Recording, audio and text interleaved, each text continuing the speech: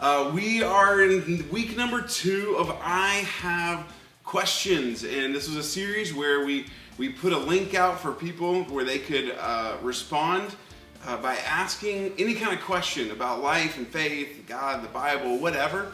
And last week we had a really great discussion around a question that involved church finances, and that was a lot of fun for me to put together, and I thought it was a really well thought out question. And so we're really grateful for all of you who are expressing your curiosity. And that's one of the things that I love about this, is seeing what people are wanting to know about. We've had some really interesting questions, some that we're even going to be answering in some future series as we discuss. But today, what we've been saying is that curiosity fuels discovery, and discovery puts us on a new path of transformation. That's why a series like this is good, to explore our curiosity, because when we begin to ask the right questions, we get better answers, and it puts us on a new path of transformation. And I think all of us are somewhere in this journey of life and faith, and we are transforming. And so today, I hope that we're able to spark some curiosity with our question for today, and spark some amazing discussion that will help us move the ball down the field individually and as a group. So, our question of the day: how do you embrace people who attend with an agenda, such as showing the world they're a good person, or looking to date someone they perceive as vulnerable? We used to call that flirt to convert, right? When people show up at church looking to date. And so this question gets really to the heart of downtown faith. As many of you know and you're familiar with, we want to invite people into an open discussion where we believe that their thoughts and their feelings matter. And when you truly open it up to a bigger table, you get all kinds of people who show up to that discussion for all kinds of reasons. And one of the thoughts that I had around this is the church is no stranger to agenda-driven attenders. Yeah, my dad, he became a Christian. He became a follower of Jesus because he showed up to a youth group because he got to play sports for them, right? Like the church uses any kind of method to get people on their own agendas to come to the church. There's nothing new about this in the church. There's a church here locally that I visited a few times and really tried to learn from, and their pastor tells a story of a gentleman who's a performer on the Strip, and he's actually like a scary clown. So he's always at one of the Halloween things, and he has this whole persona where he's a scary clown. And he's a very large, imposing individual, and he decided to show up to that church to disrupt and distract the pastor, to call out the pastor. He was there with an agenda to disrupt what was going on. And so he shows up at this church, and he gets in, and he's so welcomed, and he's so loved, and he sits down, and he's kind of confused, and he keeps listening, and he begins to be so engaged, and he enjoys the music and the talk. And he gets to the end of the service, and he forgets. He forgets to disrupt the pastor. He forgets to call him down, to shout him down, and to make a scene. That was his agenda to get there. And the last time I was at that church, the first person that greeted me at the door was that gentleman. He's a part of their church, a part of their serving teams, their host teams, welcoming people in. And it's a really interesting story because it's quite a turnaround. But there will always be those who attend churches to disrupt or distract. They bring their own agenda to the table, per se. The real problem comes when disruption or distraction or dating become division, right? When those things are there and they begin to divide people in the church. Unity is too important within a church to let ongoing divisiveness keep going without addressing it. And so that's really what I want to talk about, because even in the New Testament, we have this guy Paul who was going around. He was a missionary. He would start churches, and then he would raise up a pastor in that church, and he would leave and go start another one in the region. And we actually, there's maps you can get of his 3 different missionary journeys that took him all over all over the map in that area of the world where he was. And we see him starting churches. And what we find is that he would write letters back to these churches. Or he would write letters back to the pastors that he had raised up at these churches on how to handle certain church issues and keeping what's most important at the front. And what we find is that there were people that were following him after he would start the church, raise a pastor, and they would come in and they would try to teach things that were different, and ultimately they began to divide the church. And so he's going to write, and we're going to find some similar things that he writes in all these different letters to these leaders and to these churches around this idea of these people who are coming in to distract, but ultimately to divide. And so what I want to do today is to look at these two major divisive things that happen, these agendas that were in the early church, and then kind of connect the dots to us. And what they were this: spiritual genealogies and Jewish law. So if you look at the New Testament, you look at Paul's writings, there were people that were coming in to the church, and what they were trying to do was, what they would do is they would elevate certain celebrity pastors of their day, right? Like we all know the celebrity pastors that are in the zeitgeist, right? Well, they had the same thing there. And people would fight over who the pastor was that pointed them to Jesus, and that they were better because this person was their person other than this person. And then there was division happening in the churches based on these human leaders that were celebrity pastors of their time. But also there was this idea of Jewish law, because Jesus was a Jewish man, that there were teachers coming in saying, hey, you have to adhere to Jewish law or convert to Judaism before you can follow Jesus, because he was Jewish. And so there was some confusion around that and what it meant to be a part of that. And these still exist today, these kinds of discussions, these kinds of divisions.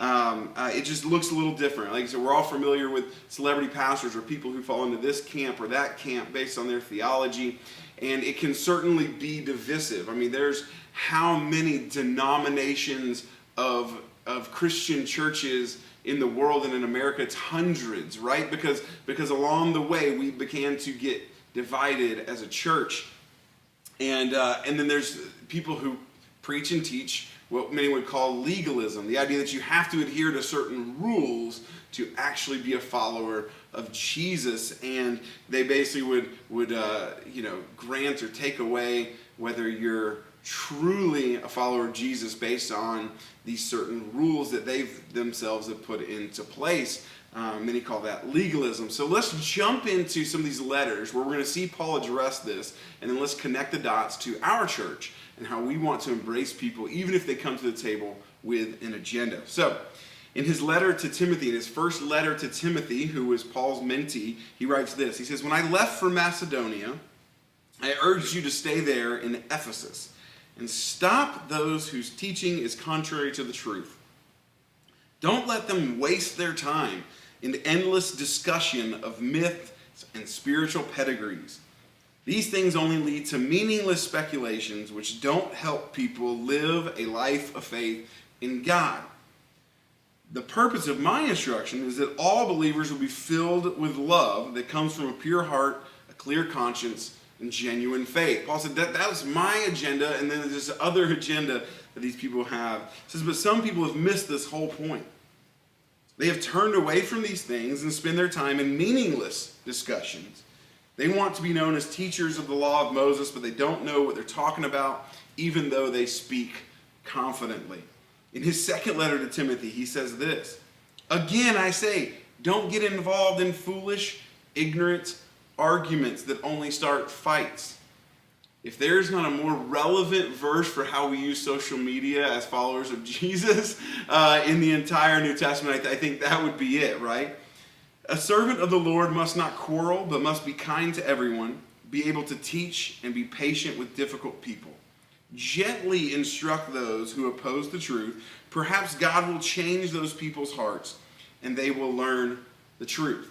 And there's this other guy, Titus, who Paul writes a letter to and says some similar things. He says, do not get involved in foolish discussions about spiritual pedigrees or in quarrels and fights about obedience to Jewish laws. So we see this is a problem in more than one place.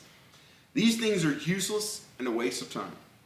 If people are causing divisions among you, give a first and second warning. After that, have nothing more to do with them. For people like that have turned away from the truth, and their own sins condemn them. He's going to write a letter to the church at Corinth. And in his second letter there, he says, I appeal to you, dear brothers and sisters, by the authority of Lord Jesus Christ, to live in harmony with each other. And harmony is really this unity within diversity. Live in harmony with each other. Let there be no divisions in the church. Rather be of one mind, united in thought and purpose. Now, I want to stop there real quick, and this is why we have a very clear purpose at Downtown Faith. Because we want to be of one purpose as a church, as a group. And that purpose is to help people follow Jesus into new life by creating space to discuss life and faith. That's our one thing that we want to be unified in, our one purpose, our one mind, our focus. And he says, for some members of Chloe's household have told me about your quarrels. Some people at Chloe's house told on them. He said, my dear brothers and sisters, some of you are saying, I'm a follower of Paul. Others are saying, I follow Apollos. I follow Peter, or I follow only Christ. Has Christ been divided into factions? Is Christ, the Christ is it somehow divided? No. He asks these rhetorical questions. Was I, Paul, crucified for you? No. Were any of you baptized in the name of Paul? No, of course not. And so I think we're going to look at these, and I think they help us get to a wonderful idea worth discussing today that is important for all of those, especially if you have a church, if you have a group that you're identifying with, and it's this. Those seeking to divide the church should be met with equal determination to unite the church. It's up to all of us. Certainly the church leaders have a responsibility in this, but it's up to all of us to be determined to stay unified. But the way we tend to handle things like this is we fight for what we believe in, right? We fight for those we're closest to. We fight for the group that we're a part of. And we see that. We see the way that people get angry if they feel attacked, and they're ready for a fight. But I don't think that's the best course, because it's not a fight to be won. It's a problem to be solved, and there's people to be loved. One church leader, J. Oswald Sanders, in his book Spiritual Leadership, says this: if you would rather pick a fight than solve a problem, do not consider leading the church.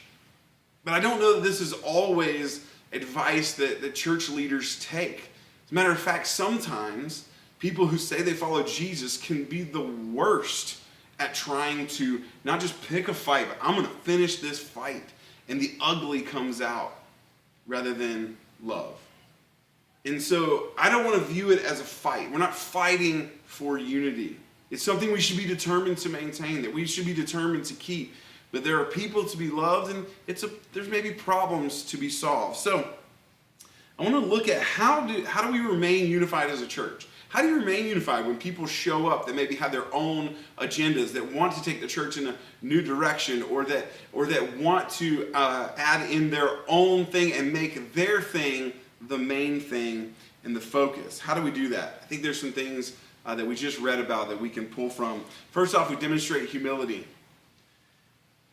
If you look at the life of Jesus, you can find a lot of characteristics. But I think that number one, he was humble, right?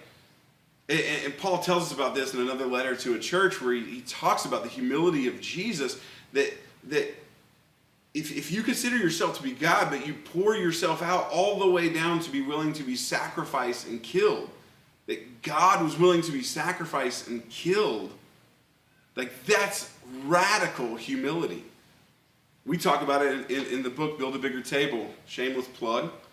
That one of the legs of the table, the first leg of the table, is you have to be humble. And that's a struggle. It's a struggle for me. That's probably my biggest struggle. Maybe that's why it was the first leg, is because I knew that to have meaningful discussions where you're opening the table and inviting people in, that you have to have humility. And I think that as we solve the problem of divisiveness or people's agendas at the table, that we have to approach it with humility. And I think, when Paul tells Timothy to be gentle with these people and to work with them, that takes an amount of humility. That it's not just open and close based on what I say. No, I want to humbly listen, I want to humbly learn, but when you begin to be divisive, things have to happen. But we want to demonstrate humility first and foremost. And then next we want to pursue love. We want to pursue love. We want people to know that even if we disagree with them, we love them. Even if we think they're wrong, we love them. Why? Because that's what Jesus does for us. Jesus looks at us and says, even when you get it wrong and you think you're right, I love you. Even when you're really wrong, I love you. That's what grace is. And so we want to pursue love as a group. And I think that that unity requires love and love requires sacrifice, and sacrifice ultimately requires humility. This pursuing love by demonstrating humility all works together in an effort to be unified and to be together, especially if there's an agenda at the table that is trying to divide and disrupt and distract. Love is our law. Jesus took the Jewish laws that were 600 plus. He boiled them down to two: love God with your whole self and love your neighbor as yourself. And then when he was spending his last times with his disciples, he broke it down even more and he said, love each other. You want people to know that you follow me, that your life is transforming, you're experiencing new life. Love each other. And so that's huge, that we want to make sure we are pursuing love. And then lastly, we focus on Jesus. One of the things that Paul says to Timothy there is there are things that can distract people from living a life of faith in Jesus, and can distract people from being filled with love. That was his mission, his purpose, that was his message, was that you are loved. You're loved by God, and how we know that is Jesus. And so he doesn't want people to be distracted from that message, and we don't either. That when we get to the table, one of the things that I try and do, and I'll be the first to say I am sometimes very unsuccessful. I was unsuccessful at this recently at a conversation at the table that had gotten so far off focus, and I was trying to think cleverly and creatively of these other things instead of bringing it down to Jesus. Because what the people I was talking to, what they needed to hear was that Jesus loves you.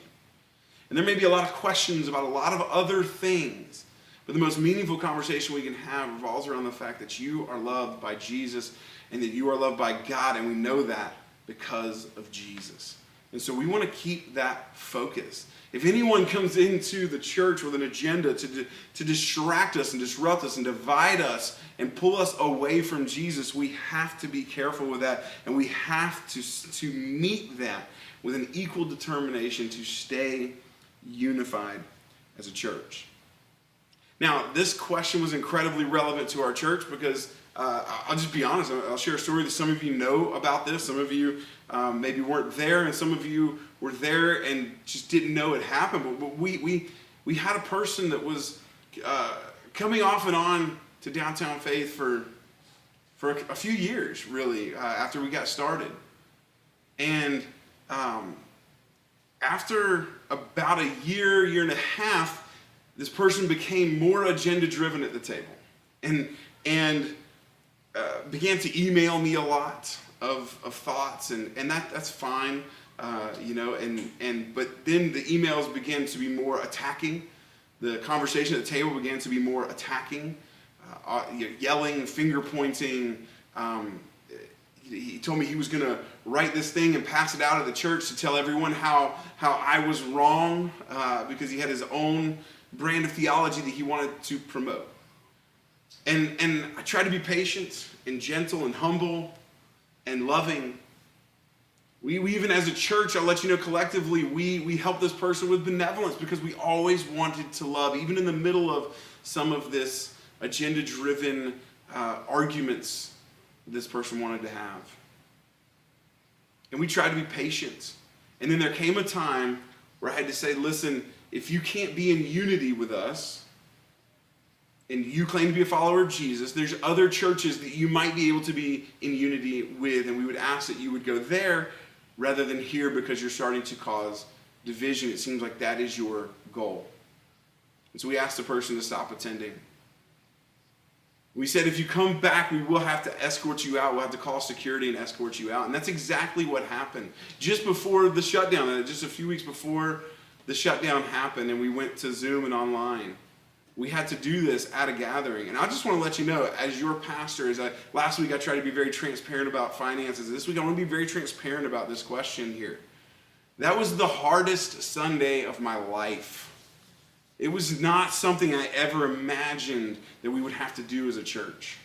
My heart was broken around this. But I knew that our church unity is just that important, and that it is our responsibility as leaders to handle this. Again, the way that we see in the New Testament, this advice that Paul gave, where we gave warnings. We said, this is going to happen. We need you to be unified. If not, you can go somewhere else. And when it kept happening, we had to take a serious stand. We had to be determined to maintain unity as a church, as Downtown Faith. And we want people to come. We want a bigger table. That's our goal. And this doesn't mean that we won't disagree. It just means that we'll disagree agreeably. And some of you know how to do that. You've practiced that over the last few years. It means that we'll pursue unity humbly and lovingly, and we will always try and discuss what matters most. We will not try and pull away into meaningless discussions. I love that Paul uses that term over and over and over again, these meaningless discussions that people wanted to have. We always want discussions to be meaningful, and our goal is to center those discussions around the life and the person and the work of Jesus. And so today, as we move into this discussion, I hope that you'll be able to be transparent, but also that we'll be able to be unified. This doesn't mean that we don't push each other to grow. Doesn't mean we don't challenge each other's thinkings or ideas. We all have room to grow. But it means that we disagree agreeably, humbly, and with love at the forefront.